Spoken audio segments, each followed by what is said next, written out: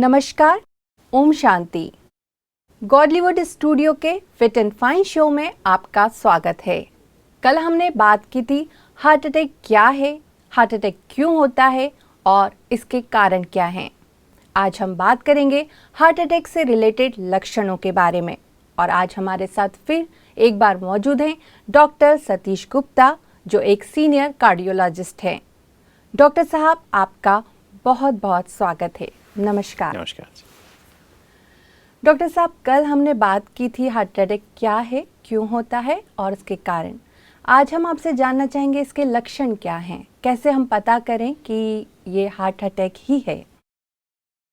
Basically heart attack का क्या होता है कि हार्ट अटैक जब हमारे हार्ट की जो आर्टरीज, जिन्हें हम कॉरोनरी आर्टरीज कहते हैं, जब ब्लड फ्लो कम हो जाता है। ब्लड फ्लो जो हमने पहले भी डिस्कस किया कि जो हमारे हार्ट की आर्टरीज में कोलेस्ट्रॉल, बैड कोलेस्ट्रॉल LDL जमा होता रहता है बचपन से ही, छोटी उम्र से ही, 5 साल की उम्र से जमा होना शुरू हो जाता है। और धीरे धीरे जब वो ब्लॉक 70% से अधिक हो जाता है तो कुछ दूर चलने पर, 1 किलोमीटर चलने पर, आधा किलोमीटर चलने पर छाती में एक अजीब तरह का दर्द होता है, विच में भी in the form of burning. छाती के पीछे वाले से बर्न हो रहा होता है, या प्रेशर फील होता है, या स्क्वीजिंग पेन होती है, जैसे ना कोई दबा रहा है, या वेट जैसा, कुछ छाती में कोई वेट आ गया है, किसी ने दबा दिया है ना, ऐसे हैवी वेट, कई बार हैवी वेट की फीलिंग आती है। तो ये जो है, ये जो इसको हम कहते हैं एंजाइना, स्टेबल एंजाइना कह देते हैं। कि तो अगर यही दर्द 20 मिनट से अधिक हो जाए और रेस्ट करने से भी आराम ना मिले, या रेस्ट करते करते हो जाए और 20 मिनट से अधिक मतलब रह जाए दर्द, और उसमें सॉर्बिटेट लेने से या नाइट्रोग्लिसरीन लेने से भी आराम ना मिले, तो इसको हम अनस्टेबल एंजाइना कहते हैं या हार्ट अटैक कहते हैं। अनस्टेबल एंजाइना के कई प्रकार होते हैं, जिसको हम एक्यूट कोरोनरी सिंड्रोम भी कह देते हैं। और एक और एंजाइना होता है जो बहनों, मतलब यूजुअली लेडीज़ में ज़्यादा पाया जाता है, जो कि स्पैज़म हो जाता है आर्टरीज में ब्लॉक नहीं है किंतु स्पैज़म हो जाता है, तो ब्लड फ्लो कम हो जाता है, उसकी वजह से भी हो सकता है। राइट। तो ये 3-4 तरह के एंजाइना, मतलब एक तो एंजाइना स्टेबल एंजाइना, जैसे एक डेली हमको 1 किलोमीटर चलने के बाद तकलीफ़ होगी, या 2 किलोमीटर चलने के बाद तकलीफ लगेगा, आप और आगे नहीं चल सकते, छाती भारी हो जाएगी। साथ में इसमें एसोसिएटेड सिम्टम्स भी होते हैं, जैसे कि पसीना आ जाएगा, घबराहट हो जाएगी, है ना, चक्कर आने लग जाएंगे, है ना, ऐसा भी फील हो सकता है। और कई बार क्या होता है, ये जो दर्द होता है बीच में, छाती के बीच में, ये दर्द कई बार लेफ़्ट आर्म में जा सकता है, छोटी उंगली की तरफ जा सकता है, और कई बार ये दर्द दोनों बाजू में भी जा सकता है, कई बार गर्दन में भी जा सकता है, कई बार जॉ में, नहीं जबड़े, नीचे वाले जबड़े में, एक दांत में भी जा सकता है, खाली एक दांत में। तो वो भी कई बार दांत का दर्द है, किंतु अगर दांत के दर्द से घबराहट हो रही है, पसीना आ रहा है, तो इसका मतलब ये दांत का दर्द नहीं है, ये क्या है, हार्ट अटैक आया है। राइट। तो ये हमें देखना है। तो हार्ट अटैक और एंजाइना में क्या फ़र्क है? हार्ट अटैक में, एंजाइना में आर्टरी, हमारी जो हार्ट की जो आर्टरी कंप्लीटली बंद नहीं होती है, भले 90% बंद होगी, 70-80% बंद, 90% बंद होगी, थोड़ा स्पेस रहता है, ब्लड फ्लो होता रहता है थोड़ा। तो इट्स नॉट कंप्लीट ऑब्स्ट्रक्शन, उससे थोड़ा ब्लड जाता है, इसलिए जो आगे की मसल वो कम्प्लीटली डेड नहीं होती है, नेक्रोसिस नहीं होता है। किंतु हार्ट अटैक में क्या होता है कि वो आर्टरी पूरी 100% बंद हो जाती है। वो हमारा जो प्लाक होता है, जो कोलेस्ट्रॉल का प्लाक है, वो रप्चर हो जाता है, मतलब क्रैक हो जाता है, और वहाँ खून का थक्का जम जाता है, तो आर्टरी पूरी 100% बंद हो जाती है। एकदम ब्लड फ्लो उस मसल में जाना बंद होता है। हार्ट की जो मसल है, आगे उसकी सप्लाई जहाँ होती है, वो बिल्कुल डेड हो जाती है। तो हार्ट अटैक एक ऐसी खतरनाक है, एंजाइना रिवर्सिबल है, जिसमें हम गोली खा लें, सॉर्बिटेट खा लें, या रेस्ट करने से भी ठीक हो सकती है। नाइट्रोग्लिसरीन जीभ के नीचे रख ली, रेस्ट किया, आराम हो जाएगा, ठीक है, दर्द कम हो जाएगा, थोड़ी देर में ठीक हो जाएंगे, आप बिल्कुल नॉर्मल हो जाएंगे।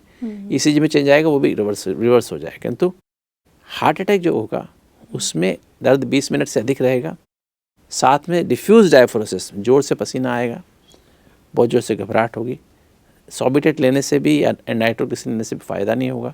तो ऐसी कंडीशन में that means it is a heart attack, और वो कंप्लीट आर्टरी ब्लॉक हो गई है, वो क्लॉट बन गया है। तो ऐसी हालत में immediately patient should be shifted to the hospital, है ना, उस हॉस्पिटल में उसको पेशेंट को भेजना चाहिए, और उसका तुरंत, जैसे हमें, या तो उसको हम थ्रोम्बोलिसिस कहते हैं, है ना, तो दवाई डिस्प्रिन देने के बाद, डिज़ोल्व करके एक डिस्प्रिन दे दें, और उसको फिर जो है हम इमीडिएटली वी शुड, अगर कुछ प्रिकॉशंस होती हैं, कुछ इंडिकेशंस होती हैं, कॉन्ट्रा इंडिकेशंस होती हैं कि ये इस कंडीशन में हमें ये थ्रोम्बोलाइजेशन नहीं देना है। मतलब जो क्लॉट बन गया उसको डिजोल्व करने की मेडिसिन्स होती हैं जी। पुरानी वाली मेडिसिन, स्ट्रेप्टोकाइनेज, यूरोकाइनेज, अभी नई मेडिसिन आई, रेटिप्लेस, जिनेक्टिप्लेस, वो हम दे सकते हैं।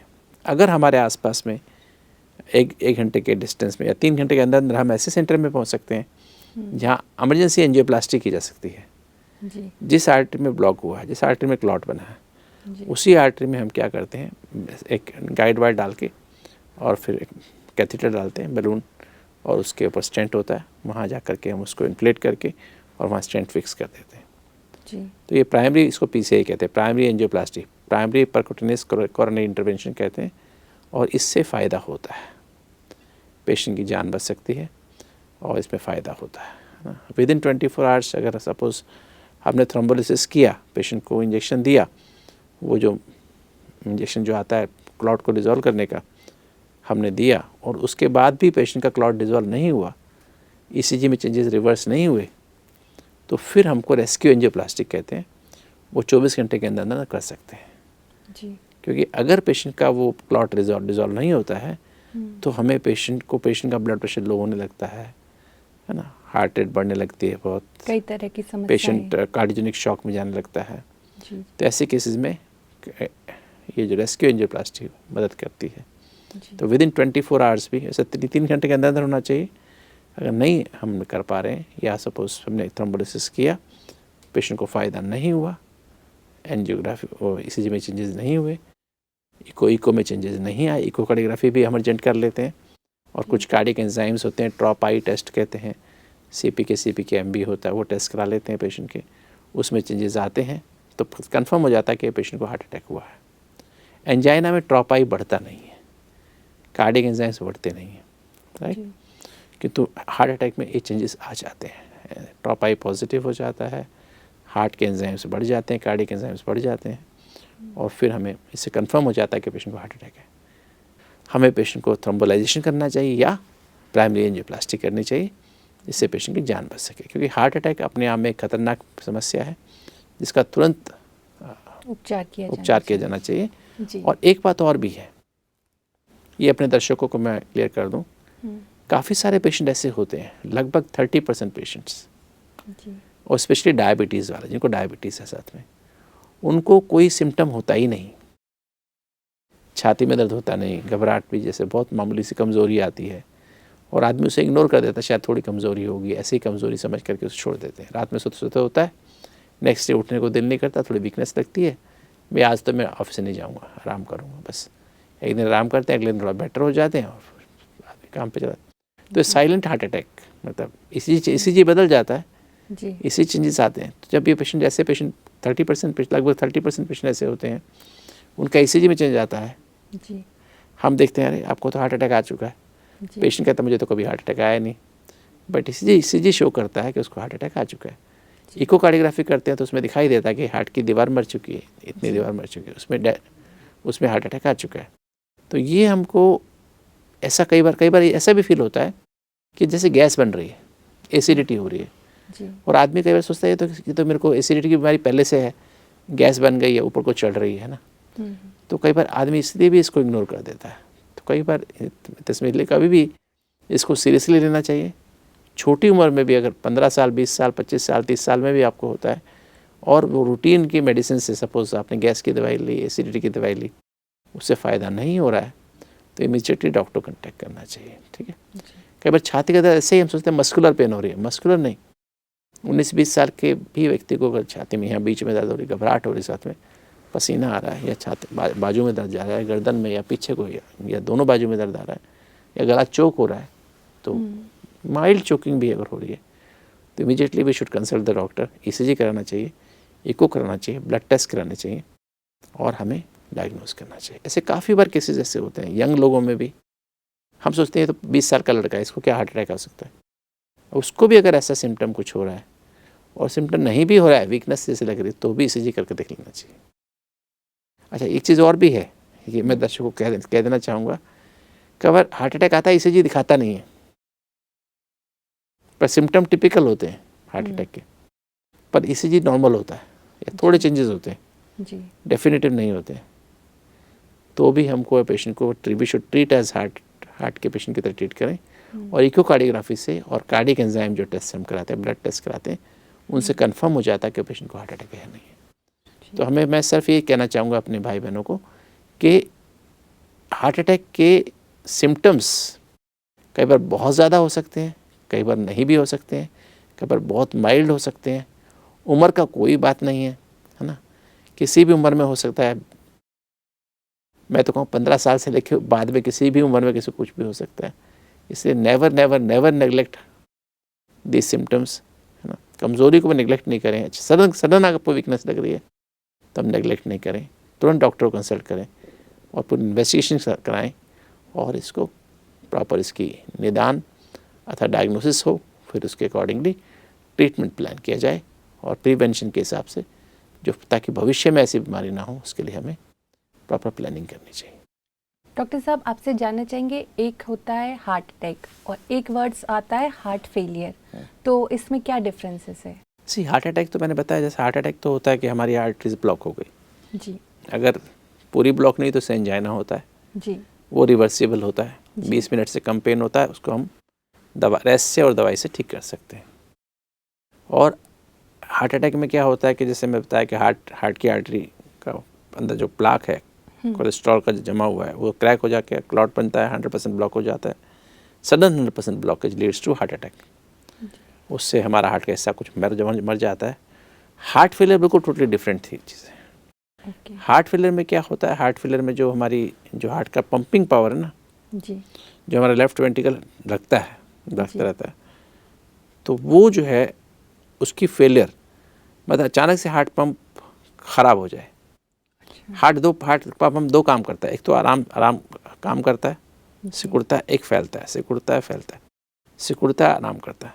तो दो तरह का फेलियर हो सकता है। एक तो सिकुड़ने में उसकी मसल की पावर कम हो गई, मतलब उसकी जो हार्ट की पंपिंग 60% होती है वो घट के मान लीजिए 20% रह जाए, है ना। उससे बैक प्रेशर बढ़ जाता है लंग्स में और उससे फिर हार्ट फेलियर हो जाता है, राइट जी, और एक होता है डायस्टोलिक हार्ट फेलियर कि हार्ट रिलैक्स ही नहीं करता है।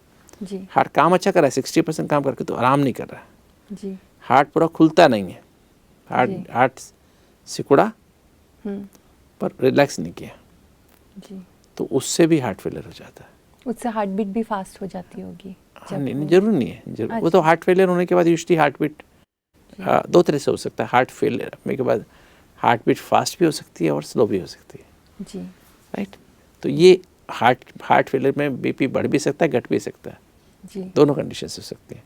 पर नॉर्मली हार्ट फेलियर में बीपी, अगर हमारा लेफ्ट वेंट्रिकुलर हार्ट फेलियर है, लेफ्ट साइड का हार्ट फेलियर होता है, तो हमारा ब्लड प्रेशर बढ़ता है, हार्ट रेट भी बढ़ती है और लंग्स में पानी आ जाता है, जी, जिसको हम पल्मोनरी एडीमा कहते हैं। पेशेंट को सांस लेने में दिक्कत होती है, पेशेंट लेट नहीं सकता है, बेड पे उठ के बैठ जाता है, सांस लेने में मुश्किल होती है और कई बार मुंह से भी फ्रॉथिंग, मतलब जो फेफड़े में जो पानी भर जाता है कई बार मुंह से बाहर निकलना शुरू, सांस में बहुत दिक्कत हो रही होती है।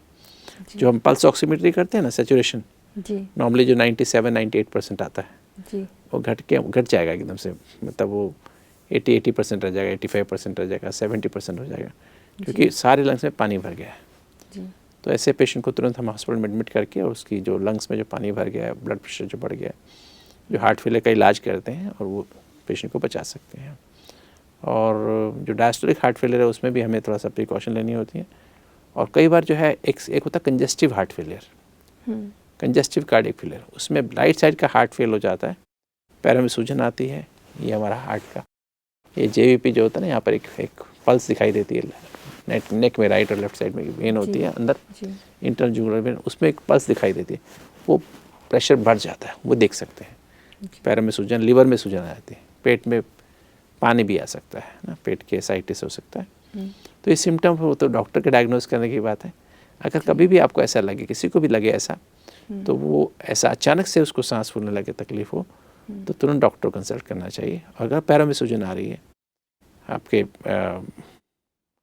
लीवर में सूजन आ रही है, यहाँ राइट साइड में दर्द हो रहा है, राइट साइड के जहाँ हमारे जो ना रिब्स होती हैं उसके नीचे एकदम से दर्द हो रहा है, और ये हम डिस्कम्फर्ट महसूस कर रहे हैं, कमज़ोरी बहुत लग रही है, तो हमें डॉक्टर के पास जाना चाहिए और उसका डायग्नोसिस करना चाहिए। तो हमें, क्योंकि वो हार्ट फेलियर हो सकता है, उसमें यूजुअली छाती में दर्द नहीं होता हार्ट फेलियर में जी, घबराहट जैसे नहीं होती है, वीकनेस लगती है पर घबराहट जैसे नहीं होती है, जी, पसीना नहीं आता है।